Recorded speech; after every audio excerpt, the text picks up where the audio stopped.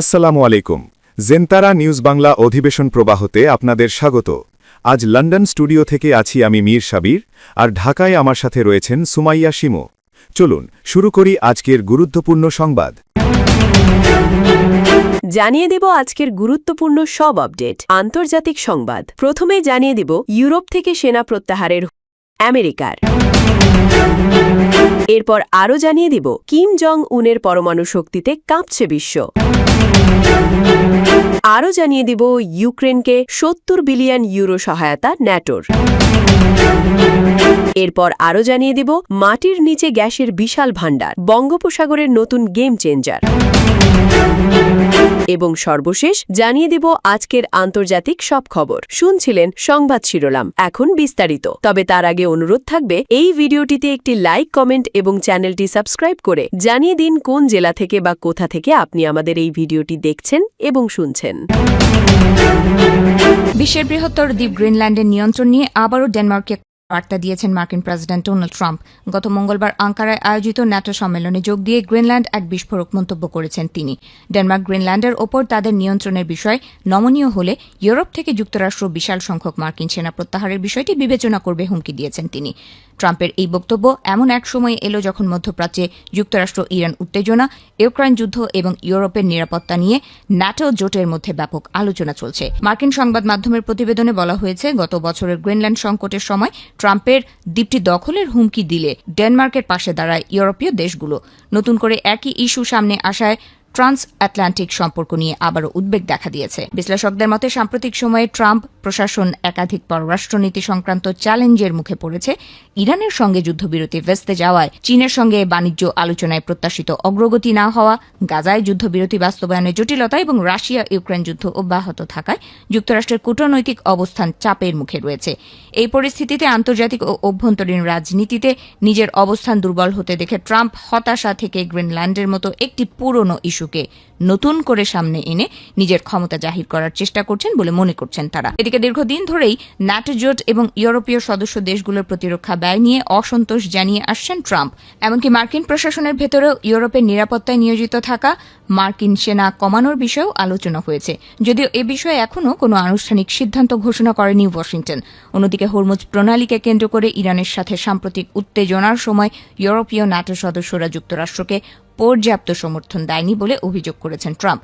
এমনকি স্পেনের বিরুদ্ধে বাণিজ্যিক নিষেধাজ্ঞা আরোপের হুমকিও দিয়েছেন তিনি। বিশ্লেষকদের মতে যুক্তরাষ্ট্র যদি সত্যি ইউরোপ থেকে সেনা প্রত্যাহার করে, তাহলে তা ন্যাটোর জন্য বড় ধরনের কৌশলগত পরিবর্তন হবে। বিশেষ করে ইউক্রেনে চলমান যুদ্ধের প্রেক্ষাপটে ইউরোপকে নিজেদের প্রতিরক্ষা সক্ষমতা আরও দ্রুত শক্তিশালী করতে হতে পারে। তবে গ্রিনল্যান্ড ইস্যুতে ডেনমার্কের অবস্থান পরিবর্তনের কোনো ইঙ্গিত এখনও পাওয়া যায়নি।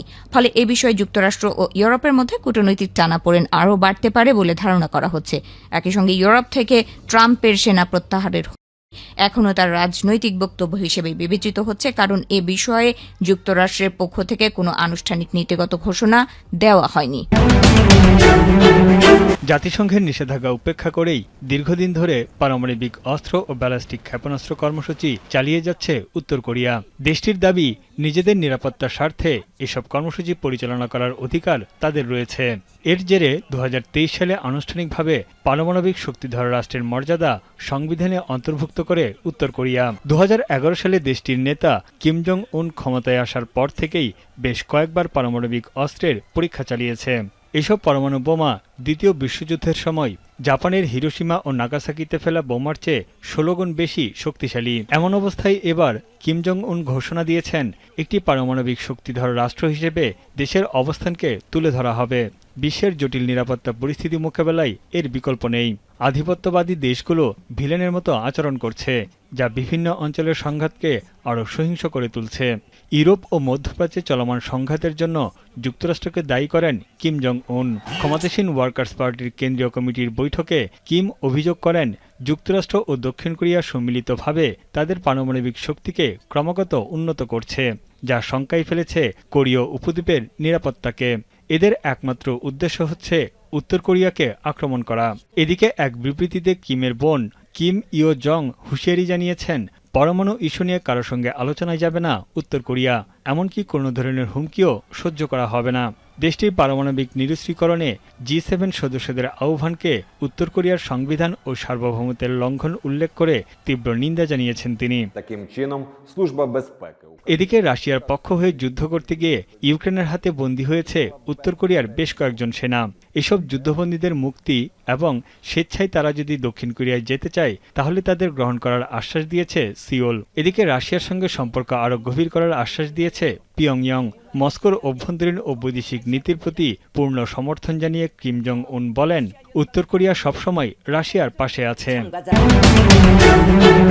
আঙ্কারায় ন্যাটো 2 দিনের শীর্ষ সম্মেলন শেষ হয়েছে, কিন্তু এর প্রতিধ্বনি এখনো বিশ্ব রাজনীতির অন্দরে অন্দরে শোনা যাচ্ছে। সম্মেলনের পর প্রকাশিত যৌথ ঘোষণাপত্র শুধু ইউক্রেনের প্রতি সমর্থনের বার্তায় দেয়নি, বরং ভবিষ্যতের যুদ্ধ কেমন হতে পারে তারও একটি স্পষ্ট ইঙ্গিত দিয়েছে। ন্যাটো জানিয়েছে ইউক্রেনের জন্য প্রায় 70 বিলিয়ন ইউরোর সামরিক সহায়তা অব্যাহত রাখার পরিকল্পনা রয়েছে। একই সঙ্গে জোটটি তাদের সামরিক সক্ষমতাকে আরও আধুনিক ও প্রযুক্তি নির্ভর করে তোলার রূপরেখাও সামনে এনেছে। একসময় যুদ্ধ মানে ছিল ট্যাঙ্ক, যুদ্ধবিমান আর গোলাবারুদের লড়াই, কিন্তু সেই ধারণা দ্রুত বদলে যাচ্ছে। ন্যাটোর ভাষায় আগামী দিনের যুদ্ধের বড় অংশ নির্ধারণ করবে তথ্য, সফটওয়্যার, ড্রোন, সাইবার সক্ষমতা এবং কৃত্রিম বুদ্ধিমত্তা। সম্মেলনে এমন একটি সমন্বিত সামরিক তথ্য ব্যবস্থা তৈরির পরিকল্পনার কথা বলা হয়েছে, যার মাধ্যমে দেশের বিভিন্ন দেশের বাহিনী একই নেটওয়ার্কে যুক্ত থেকে দ্রুত তথ্য আদান প্রদান এবং সমন্বিত সিদ্ধান্ত নিতে পারবে। এর লক্ষ্য হল যুদ্ধক্ষেত্রে প্রতিক্রিয়ার সময় কমানো এবং সমন্বয় বাড়ানো। এতেই শেষ নয়, ন্যাটো জানিয়েছে দীর্ঘ পাল্লা নির্ভুল হামলার সক্ষমতা,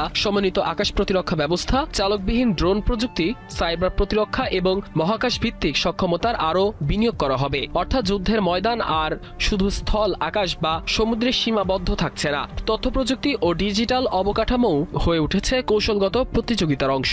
বিশ্লেষকদের মতে এই সিদ্ধান্ত ইউক্রেনের জন্য যেমন গুরুত্বপূর্ণ, তেমনি এটি রাশিয়ার জন্য একটি বড় কৌশলগত বার্তা। কারণ ন্যাটো শুধু অস্ত্র সরবরাহে সীমাবদ্ধ থাকতে চায় না, তারা দীর্ঘমেয়াদে এমন একটি প্রতিরক্ষা কাঠামো গড়ে তুলতে চায় যেখানে আধুনিক প্রযুক্তি এবং সমন্বিত সামরিক সক্ষমতা হবে সবচেয়ে বড় শক্তি। তবে এই পরিবর্তনের আরেকটি দিকও রয়েছে। প্রযুক্তি নির্ভর যুদ্ধ যত বাড়বে ততই বাড়বে সাইবার হামলা, ইলেকট্রনিক যুদ্ধ ও তথ্যযুদ্ধের গুরুত্ব। কৃত্রিম বুদ্ধিমত্তা যুদ্ধক্ষেত্রে দ্রুত সিদ্ধান্ত নিতে সহায়তা করতে পারে, কিন্তু এর ব্যবহার নিয়ে নৈতিকতা, নিরাপত্তা এবং অনাকাঙ্ক্ষিত ঝুঁকি নিয়েও আন্তর্জাতিক অঙ্গনে আলোচনা চলছে। সব মিলিয়ে আঙ্কারার এই সম্মেলন একটি বিষয় পরিষ্কার করে দিয়েছে, ইউক্রেন যুদ্ধ এখন শুধু সীমান্তের লড়াই নয়, এটি সামরিক প্রযুক্তি, কৃত্রিম বুদ্ধিমত্তা, তথ্য এবং কৌশলগত সক্ষমতার প্রতিযোগিতা। আগামী দিনের যুদ্ধ কেমন হবে তার একটি ঝলক যেন দেখা গেল এই সম্মেলনে। এখন বিশ্বজুড়ে নজর একটাই, এই নতুন কৌশল কি যুদ্ধের গতিপথ বদলাবে নাকি সংঘাতকে আরো দীর্ঘ জটিল করে তুলবে, সেই উত্তরই সময় বলবে।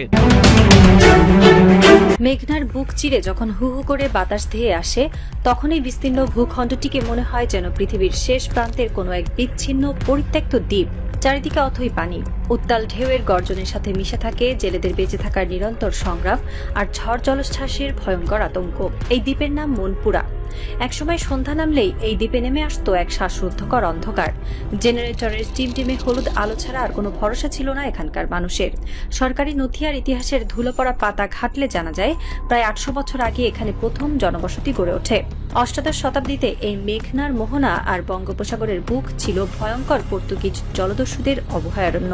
এই মনপুরাকে তারা ব্যবহার করত তাদের গোপন আস্তানা আর লুটপাটের নিরাপদ ঘাঁটি হিসেবে। মনপুরা নামটির পেছনেও লুকিয়ে আছে এক রোমহর্ষক রক্তমাখা ইতিহাস।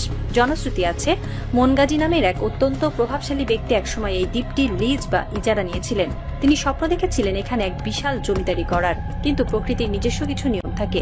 এক ভয়ঙ্কর বাঘের আক্রমণে মর্মান্তিক মৃত্যু হয় মনগাজির, আর তার সেই অপূর্ণ স্বপ্নের স্মৃতি ধারণ করেই এই দ্বীপের নাম হয়ে যায় মনপুরা। 3 দিকে প্রমত্ত মেঘনা নদী আর একদিকে সরাসরি বঙ্গোপসাগরের বিশাল জলরাশি। এই অনন্য ভৌগোলিক অবস্থানের কারণে ব্রিটিশ আমল থেকেই মনপুরা একটি অত্যন্ত গুরুত্বপূর্ণ নৌ বাণিজ্যিক চেক পয়েন্ট বা কৌশলগত ঘাঁটি হিসেবে পরিচিত ছিল।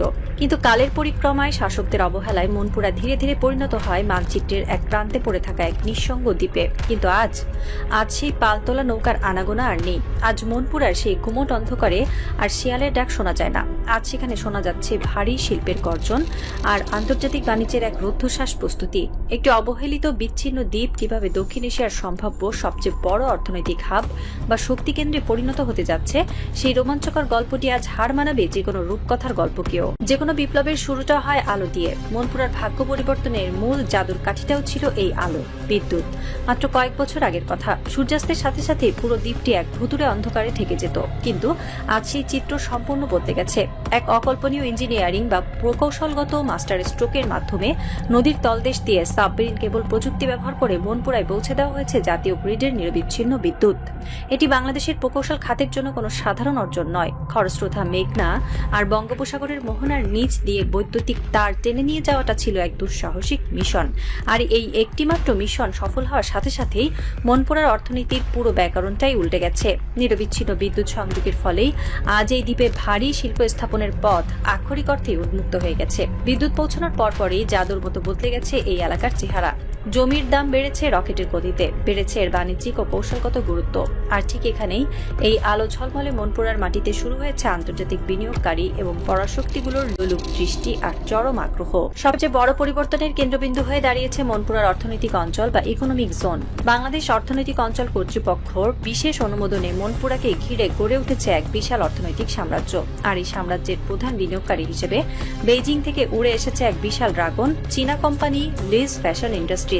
তারা কোনো সাধারণ বিনিয়োগ নিয়ে আসেনি, তারা নিয়ে এসেছে প্রায় $1 বিলিয়ন, অর্থাৎ 12,000 কোটি টাকার এক বিশাল বিনিয়োগের ব্লুপ্রিন্ট। এই 12,000 কোটি টাকার লক্ষ্য কি? তাদের লক্ষ্য হলো মনপুরা একটি স্বয়ংসম্পূর্ণ অত্যাধুনিক শিল্পনগরী গড়ে তোলা। তাদের মাস্টার প্ল্যান অনুযায়ী এখানে মাথা উঁচু করে দাঁড়াবে বিশাল সব টেক্সটাইল শিল্প, তৈরি পোশাক কারখানা এবং বিশ্বমানের মৎস্য প্রক্রিয়াজাতকরণ বা ফিশ প্রসেসিং শিল্প।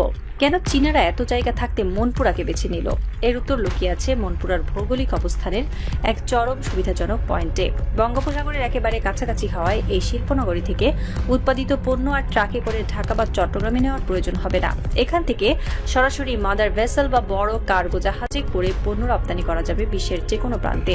এর ফলে পরিবহন খরচ যেমন জাদুর মতো কমে যাবে, তেমনি বাঁচবে অমূল্য সময়। বাণিজ্যের ভাষায় লজিস্টিক কস্ট বা পরিবহন ব্যয় শূন্যের কোঠায় নামিয়ে আনার এই লোভনীয় সুবিধার কারণেই আন্তর্জাতিক বিনিয়োগকারীরা এখন যানজটের ঢাকাকে বাদ দিয়ে মেঘনার এই দ্বীপকেই তাদের নতুন হেডকোয়ার্টার হিসেবে বেছে নিচ্ছেন। মনপুরার সম্ভাবনা শুধু মাটির উপরেই সীমাবদ্ধ নেই, আসল খনিটি হয়তো লুকিয়ে আছে মাটির 1000 ফুট নিচে। রাষ্ট্রীয় তেল গ্যাস অনুসন্ধান সংস্থা বা পেক্স ইতিমধ্যেই এই এলাকায় ত্রিমাত্রিক বা 3D সিসমিক জরিপের কাজ শুরু করে দিয়েছে। ভূতত্ত্ববিদদের চোখ এখন চকচক করছে। তাদের মতে ভোলা, শাহবাজপুর ও ভোলা নর্থ গ্যাস ক্ষেত্রের সাথে মনপুরার ভূগঠন বা জিওলজিক্যাল স্ট্রাকচারের অদ্ভুত মিল রয়েছে। যদি বাপেক্সের এই জরিপ সফল হয় তবে কি ঘটতে পারে জানেন? মনপুরার মাটির নিচে পাওয়া যেতে পারে ট্রিলিয়ন কিউবিক ফিট গ্যাসের এক বিশাল মজুদ। এটি শুধু মনপুরার জন্যই নয়, পুরো বাংলাদেশের জ্বালানি নিরাপত্তার জন্য এক প্রলয়ঙ্কারী গেম চেঞ্জার হয়ে দাঁড়াতে পারে। বর্তমানে বাংলাদেশ এলএনজি বা তরলীকৃত গ্যাস আমদানি করতে গিয়ে প্রতি বছর হাজার হাজার কোটি টাকার বৈদেশিক মুদ্রা হারাচ্ছে। যদি মনপুরার নিজস্ব গ্যাস দিয়ে এই নতুন শিল্পনগরীর কারখানাগুলো চালানো সম্ভব হয় তবে উৎপাদন খরচ নেমে আসবে অবিশ্বাস্য পর্যায়ে। জাতীয় গ্রিডের উপর চাপ কমে আসবে জিরোতে। মনপুরা তখন শুধু একটি শিল্পাঞ্চল থাকবে না, এটি পরিণত হবে বাংলাদেশের অর্থনীতির এক জ্বলন্ত পাওয়ার হাউসে। অর্থনীতির ভাষায় একে বলা হয় ব্লু ইকোনমি বা সুনীল অর্থনীতির এক নতুন অধ্যায়। সমুদ্র সীমা জয়ের পর বাংলাদেশের সামনে বঙ্গোপসাগর ঘিরে যে বিশাল সম্ভাবনা তৈরি হয়েছে, মনপুরা হতে পারে তার অন্যতম প্রধান এক স্নায়ুকেন্দ্র। মৎস্য আহরণ ও প্রক্রিয়াজাতকরণে এই দ্বীপের অবস্থান আক্ষরিক অর্থেই সোনার খনির মতো। বিশেষ করে ইলিশ মাছের জন্য মনপুরা ইতিমধ্যেই দেশ জুড়ে এক মিথ বা কিংবদন্তিতে পরিণত হয়েছে। মনপুরার ইলিশ পানি স্বাদে আর গন্ধে অতুলনীয় এক সম্পদ। এতদিন এখানকার জেলেরা কাঁচা মাছ ধরে আড়তদারদের কাছে পানির দরে বিক্রি করত, কিন্তু এখন সেই দিন শেষ হতে চলেছে। চীনা বিনিয়োগ এবং আধুনিক প্রযুক্তির ছোঁয়ায় এখন কাঁচা মাছ রপ্তানির বদলে এই দ্বীপে বসেই মাছ প্রসেসিং করে মূল্য সংযোজন করে বিদেশে পাঠানোর মেগা পরিকল্পনা নেওয়া হয়েছে। রেডি টু কুক বা ready to it fish product হিসেবে মনপুরার ইলিশ এবং সামুদ্রিক মাছ যখন ইউরোপ বা আমেরিকার সুপার শপগুলোতে বিক্রি হবে, তখন বাংলাদেশের বৈদেশিক মুদ্রা আয় এক লাফে বহুগুণ বেড়ে যাবে। জেলেদের জীবনে আসবে এক অভাবনীয় সচ্ছলতা, আর স্থানীয় অর্থনীতি হয়ে উঠবে ইস্পাতের মতো শক্তিশালী। শিল্প আর বাণিজ্যের এই যান্ত্রিক গর্জনের মাঝেই মনপুরা কিন্তু তার নিজস্ব নৈসর্গিক রূপ হারায়নি। এটি এখন আর শুধু জেলেদের দ্বীপই নয়, এটি এখন হয়ে উঠেছে পর্যটকদের জন্য এক শান্ত, নির্জন এবং মায়াবী গন্তব্য। যারা কক্সবাজার বা কুয়াকাটার যান্ত্রিক ভিড় এড়িয়ে প্রকৃতির একেবারে কাছাকাছি নির্জনতা আর প্রশান্তি খোঁজেন, তাদের জন্য মনপুরা এক আদর্শ জায়গা। দ্বীপের দক্ষিণ হাওয়া, বিস্তীর্ণ সি বিচ, শ্বাসমূলীয় ম্যানগ্রোভ বন আর শীতকালে হাজার হাজার মাইল দূরের সাইবেরিয়া থেকে উঠে আসা অতিথি পাখির মেলা, সব মিলিয়ে মনপুরা যেন এক অনন্য প্রাকৃতিক স্বর্গের ক্যানভাস। পর্যটন মন্ত্রণালয় ও স্থানীয় প্রশাসন ইতিমধ্যে এখানে পরিবেশ বান্ধব বা ইকো ট্যুরিজম গড়ে তুলতে কাজ শুরু করেছে। নির্মাণ হচ্ছে আন্তর্জাতিক মানের আধুনিক হোটেল ও রিসোর্ট। শিল্পের পাশাপাশি এই পর্যটন খাত স্থানীয় মানুষের জন্য সৃষ্টি করছে হাজার নতুন কর্মসংস্থান। এইসব বিশাল পরিবর্তনকে আরো ত্বরান্বিত করছে যোগাযোগ ব্যবস্থার উন্নয়ন। বর্তমানে ঢাকা থেকে আধুনিক লঞ্চে সরাসরি মনপুরায় যাওয়া সম্ভব, কিন্তু সরকারের চেয়েও এক বিশাল যুগান্তকারী পরিকল্পনা হাতে নিয়েছে ভোলা বরিশাল সেতু। যদি এই মেগা সেতুটি নির্মিত হয়, তবে ভোলা ও মনপুরার সাথে মূল ভূখণ্ডের যোগাযোগ ব্যবস্থার এক আমূল এবং বৈপ্লবিক পরিবর্তন ঘটবে। পদ্মা সেতু যেমন দক্ষিণ পশ্চিমাঞ্চলের অর্থনীতিতে এক বিশাল বিস্ফোরণ ঘটিয়েছে, ঠিক তেমনি ভোলা বরিশাল সেতুটি মনপুরার অর্থনীতিতে আক্ষরিক অর্থেই টানা যুক্ত করবে। ঢাকা থেকে সড়ক পথে অত্যন্ত অল্প সময়ে মনপুরায় পৌঁছানো সম্ভব হবে। তখন মনপুরা আর কোনো দ্বীপ থাকবে না, এটি হয়ে যাবে বাংলাদেশের মূল ভূখণ্ডের এক অচ্ছেদ্য স্পন্দিত অর্থনৈতিক ধমনী। তবে সব সম্ভাবনার মাঝেও মনপুরার সামনে দাঁড়িয়ে আছে প্রকৃতির এক ভয়ঙ্কর ভ্রুকুটি। নদী ভাঙন মনপুরার একটি দীর্ঘস্থায়ী এবং রক্তক্ষয়ী সমস্যা। মেঘনার তীব্র স্রোত আর সাগরের জলোচ্ছ্বাসে এই দ্বীপের অনেক অংশ সারা বছরই চরম ঝুঁকির মধ্যে থাকে। মনে হয় প্রকৃতি যেন তার নিজ হাতে গড়া এই ঐশ্বর্যকে আবার নিজের ভেতরেই গিলে নিতে চায়। এর পাশাপাশি রয়েছে জলবায়ু পরিবর্তনের কারণে সমুদ্রপৃষ্ঠের উচ্চতা বৃদ্ধির এক ভয়াবহ বৈশ্বিক ঝুঁকি। তবে আসার কথা হলো, এইসব চ্যালেঞ্জ মাথায় রেখেই মনপুরার মেগা উন্নয়ন পরিকল্পনা সাজানো হচ্ছে। বাংলাদেশ পানি উন্নয়ন বোর্ড এরই মধ্যে ভাঙন রোধে কাজ শুরু করেছে। নির্মাণ করা হচ্ছে স্থায়ী বাঁধ, ফেলা হচ্ছে বিশাল বিশাল জিও ব্যাগ। প্রকৃতির সাথে মানুষের এই অনন্ত লড়াইয়ে মনপুরা কি শেষ পর্যন্ত জয়ী হতে পারবে? উত্তরটা সময়ের হাতেই তোলা রইল। সবকিছু মিলিয়ে মনপুরা এখন আর কোনো অবহেলিত অন্ধকার দ্বীপ নয়। বিদ্যুৎ, গ্যাস, শিল্পায়ন এবং পর্যটন, এই চারটি মজবুত স্তম্ভের ওপর দাঁড়িয়ে মনপুরা এক নতুন ভবিষ্যতের দিকে অপ্রতিরোধ গতিতে এগিয়ে যাচ্ছে। একসময় যেখানে সন্ধ্যার পর ঘুটঘুটে অন্ধকার নামত, সেখানে আজ আলো ঝলমলে এক নতুন শহর। একসময় যেখানে ছিল শুধু ঢেউয়ের শব্দ আর নিঃসঙ্গতা, সেখানে আজ শোনা যাচ্ছে ভারী শিল্পের গর্জন আর আন্তর্জাতিক বিনিয়োগকারীদের পদধ্বনি। আগামী 5 থেকে 10 বছরে মনপুরার চেহারা আক্ষরিক অর্থেই বদলে যাবে। কারখানার চিমনি, ব্যস্ত বন্দর আর সমুদ্রপথে চলাচল করা বড় বড় জাহাজ সবকিছুই ইঙ্গিত দিচ্ছে এক নতুন অর্থনৈতিক পরাশক্তির। কিন্তু মেঘনার কোলে ভেসে থাকা এই ছোট্ট দ্বীপটি আজ কেবল অর্থনীতির কেন্দ্র নয়, এটি পরিণত হয়েছে আন্তর্জাতিক ভূ রাজনীতির এক অত্যন্ত সংবেদনশীল দাবার বোর্ডে। রাত গভীর হচ্ছে, বঙ্গোপসাগরের উত্তাল ঢেউগুলো আছড়ে পড়ছে মনপুরার উপকূলে। হাজার কিলোমিটার দূরে বেইজিং এর কোনো এক শীতাতপ নিয়ন্ত্রিত কক্ষে বসে হয়তো চীনা বিনিয়োগকারীরা এই দ্বীপের মানচিত্র নিয়ে তাদের পরবর্তী 10 বছরের ব্লুপ্রিন্ট আঁকছেন। তারা জানেন বঙ্গোপসাগরের এই মোহনায় 12,000 কোটি টাকার বিনিয়োগ কেবল একটি টেক্সটাইল পার্ক নয়, এটি হলো ভারত মহাসাগরের ড্রাগনের এক কৌশলগত নোঙর। অন্যদিকে হয়তো নয়াদিল্লির সাউথ ব্লকের কর্তারাও বিনিদ্র রজনী পার করছেন। তারা দেখছেন যে বঙ্গোপসাগরকে তারা নিজেদের প্রাইভেট লেক বলে মনে করতেন, আজ সেখানে চীনের এত বিশাল উপস্থিতি তাদের অস্তিত্বের জন্য এক চরম অস্বস্তি তৈরি করেছে। একটি অর্থনৈতিক এবং ভূ কৌশলগত থ্রিলার আজ তার সবচেয়ে শ্বাসরুদ্ধকর ক্লাইম্যাক্সের দিকে এগোচ্ছে। মনপুরার মাটির নিচে যদি সত্যি সত্যি ট্রিলিয়ন কিউবিক ফিট গ্যাসের সন্ধান মিলে যায়, তবে এই দ্বীপের নিয়ন্ত্রণ কার হাতে থাকবে? এটি কি কেবল বাংলাদেশের অর্থনৈতিক মুক্তির প্রতীক হবে, নাকি পরাশক্তিগুলোর নীরব ছায়াযুদ্ধের এক নতুন যুদ্ধক্ষেত্রে পরিণত হবে?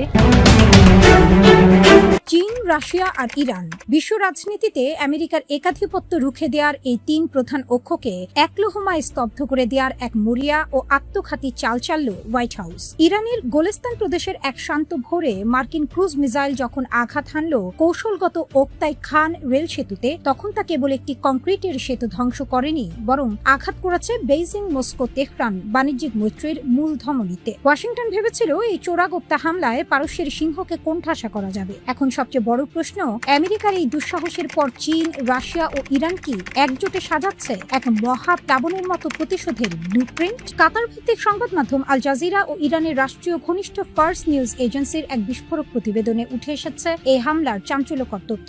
ইরানের উত্তরাঞ্চলীয় গোলাস্তান প্রদেশের কৌশলগত ওক্তাই খান রেল সেতু লক্ষ্য করে একটি মার্কিন ক্রুজ ক্ষেপণাস্ত্র নিক্ষেপ করা হয়। এই সেতুটি কোনো সাধারণ রেল লাইন নয়, এটি ইরান, তুর্কমেনিস্তান হয়ে সরাসরি চীন এবং উত্তরমুখী রাশিয়ার রেলপথের সংযোগকারী এক মহা পরিকল্পনার মূল চক পয়েন্ট বা সংকীর্ণ কৌশলগত অংশ। বেইজিং ও মস্কোর সাথে তেহরানের যে অবাধ আঞ্চলিক বাণিজ্য ও পণ্য পরিবহন ব্যবস্থা গড়ে উঠছিল, তার প্রধান লাইফলাইন ছিল এই করিডোর। ওয়াশিংটনের দীর্ঘদিনের মাথাব্যথা ছিল এই 3 শক্তির উদীয়মান অর্থ অর্থনৈতিক জোট। আর সেই ক্ষোভ থেকেই সরাসরি ইরানের সার্বভৌমত্ব লঙ্ঘন করে এই অর্থনৈতিক ধমনীতে আঘাত হানল মার্কিন বাহিনী। আমেরিকা হয়তো ভেবেছিল ইরানের অভ্যন্তরে হামলা চালালে বেইজিং ও মস্কো কেবল কূটনৈতিক নিন্দা জানিয়েই ক্ষান্ত হবে, কিন্তু এবার হিসাব ভিন্ন। কারণ এই সেতুটি ধ্বংস করার মাধ্যমে সরাসরি চীনের বেল্ট অ্যান্ড রোড ইনিশিয়েটিভ এবং রাশিয়ার বিকল্প বাণিজ্যিক রুটের উপর যুদ্ধ ঘোষণা করেছে ট্রাম্প প্রশাসন। এটি শুধু ইরানের উপর হামলা নয়, এটি পুতিন এবং শি জিনপিং এর অর্থনৈতিক স্বার্থের উপরও মার্কিন চপেটাঘাত। রাজনৈতিক বিশ্লেষকদের মতে ইউক্রেন যুদ্ধ এবং তাইওয়ান প্রণালীর উত্তেজনার মাঝে এই হামলা জ্বলন্ত আগুনে ঘি ঢালার মতো কাজ করেছে। ইরান এই মার্কিন আগ্রাসনের বিরুদ্ধে কূটনৈতিক ও সামরিক ফ্রন্টে নেতৃত্ব দিচ্ছে এবং বিশ্বমঞ্চে প্রমাণ করেছে আমেরিকার কাপুরুষোচিত হামলা সত্ত্বেও তারা মধ্যপ্রাচ্যে বুক চিতিয়ে দাঁড়িয়ে থাকা এক অপরাজেয় শক্তি। ইউক্রেনকে মার্কিন আকাশ প্রতিরক্ষা ব্যবস্থা প্যাট্রিয়ট ক্ষেপণাস্ত্র তৈরির লাইসেন্স দেওয়ার ঘোষণা দিয়েছেন যুক্তরাষ্ট্রের প্রেসিডেন্ট ডোনাল্ড ট্রাম্প। তুরস্কের আঙ্কারায় ন্যাটো সম্মেলনের ফাঁকে ইউক্রেনের প্রেসিডেন্ট ভলোদিমির জেলেনস্কির সঙ্গে বৈঠকে প্রেসিডেন্ট ট্রাম্প এই আশ্বাস দেন। জেলেনস্কির সঙ্গে আলাপচারিতায় তিনি জানান, প্যাট্রিয়ট তৈরির লাইসেন্স দিলে কিয়েভ আর বলতে পারবে না যুক্তরাষ্ট্র যথেষ্ট করছে না। প্যাট্রিয়টকে প্রতিরক্ষামূলক অস্ত্র উল্লেখ করে প্রেসিডেন্ট ট্রাম্প বলেন, আক্রমণের চেয়ে প্রতিরক্ষামূলক সক্ষমতাকে প্রাধান্য দিচ্ছে ওয়াশিংটন। রাশিয়ার ব্যালিস্টিক ক্ষেপণাস্ত্র হামলার ঠেকাতে যুক্তরাষ্ট্রের কাছে দীর্ঘদিন ধরে প্যাট্রিয়ট আবদার করে আসছিলেন জেলেনস্কি। শেষমেশ এক্ষেত্রে ইতিবাচক সাড়া মিললেও প্যাট্রিয়টের লাইসেন্সের আওতা, উৎপাদন স্থল, প্রযুক্তি হস্তান্তর এবং সরবরাহের সময়সূচি নিয়ে বিস্তারিত কোনো তথ্য প্রকাশ করা হয়নি। এমনকি আকাশ প্রতিরক্ষা ব্যবস্থার মূল উৎপাদক লকহিড মার্টিন সহ অন্যান্য সংস্থার সঙ্গে এ নিয়ে আলোচনা হয়নি বলে জানান ট্রাম্প। এদিকে ইউক্রেনকে প্যাট্রিয়ট ক্ষেপণাস্ত্র তৈরির লাইসেন্স দেওয়ার ঘোষণায় তীব্র প্রতিক্রিয়া জানিয়েছে রাশিয়া। একে সরাসরি উস্কানি হিসেবেও দেখছে মস্কো। কঠিন পরিণতির হুঁশিয়ারি দিয়েছেন তারা। বাংলাদেশি কূটনীতিক রাবাব ফাতিমাকে আফগানিস্তানের নিজের বিশেষ দূত হিসেবে মনোনয়ন দিয়েছেন জাতিসংঘ মহাসচিব অ্যান্টোনিও গুটেরেস। রাবাব ফাতিমার মনোনয়ন জাতিসংঘ নিরাপত্তা পরিষদে পাঠানো হয়েছে। আফগানিস্তান ভিত্তিক সংবাদ মাধ্যম আরিয়ানা নিউজে লিখেছে, এই বিষয়ে শিগগিরই সিদ্ধান্ত নেবে নিরাপত্তা পরিষদ। মনোনয়ন চূড়ান্ত হলে রোজা অতুনবায়েবার স্থলাভিষিক্ত হবেন তিনি। রাবাব ফাতিমা 2022 সালের জুনে জাতিসংঘের আন্ডার সেক্রেটারি জেনারেলের দায়িত্ব পান। বর্তমানে তিনি স্বল্পোন্নত দেশ এলডিসি, স্থলবেষ্টিত উন্নয়নশীল দেশ এলএলডিসি এবং উন্নয়নশীল ক্ষুদ্র দ্বীপ রাষ্ট্রগুলো SIDS এর জ্যেষ্ঠ প্রতিনিধি হিসেবে কাজ করছেন। এর আগে তিনি নিউ ইয়র্কে জাতিসংঘে বাংলাদেশের স্থায়ী প্রতিনিধি এবং জাপানে বাংলাদেশের রাষ্ট্রদূত হিসেবে দায়িত্ব পালন করেন। 2019 সালের ডিসেম্বরে তিনি জাতিসংঘে বাংলাদেশের স্থায়ী প্রতিনিধি হিসেবে দায়িত্বপ্রাপ্ত। ব্রিটিশ প্রধানমন্ত্রী হওয়ার দৌড়ে আরও এগিয়ে গেলেন লেবার পার্টির নেতা সাবেক Manchester mayor Andy Burnham. Parliamentary labour party 322 জন বা 80%-এরও বেশি সদস্য বার্নহামকে আনুষ্ঠানিকভাবে সমর্থন দেন। মনোনয়ন জমা দেওয়ার প্রথম দিনে বৃহস্পতিবার ওয়েস্ট স্ট্রিটিং এর মতো শীর্ষস্থানের সম্ভাব্য প্রার্থীরা নিজেদের নাম প্রত্যাহার করে বার্নহামের প্রতি সমর্থন জানান। অন্য সম্ভাব্য প্রার্থীরা তাদের প্রার্থিতা প্রত্যাহার করে নেয়। বার্নহামের সামনে দলের শীর্ষ পদে বসার পথ প্রায় পরিষ্কার। কোনো প্রতিদ্বন্দ্বী না থাকায় 17 জুলাই একটি বিশেষ কনফারেন্সে তাকে আনুষ্ঠানিকভাবে লেবার পার্টি নেতা হিসেবে ঘোষণা করা হতে পারে। সবকিছু ঠিক থাকলে 20 জুলাইয়ের মধ্যে অ্যান্ডি বার্নহাম যুক্তরাজ্যের নতুন প্রধানমন্ত্রী হিসেবে দায়িত্ব গ্রহণ করবেন বলে আশা করা যায়। এক বিবৃতিতে বার্নহাম জানান যে লেবার এমপিরা তাকে দলের নেতৃত্ব দানের জন্য মনোনীত করেছেন, তাদের প্রতি তিনি গভীরভাবে কৃতজ্ঞ।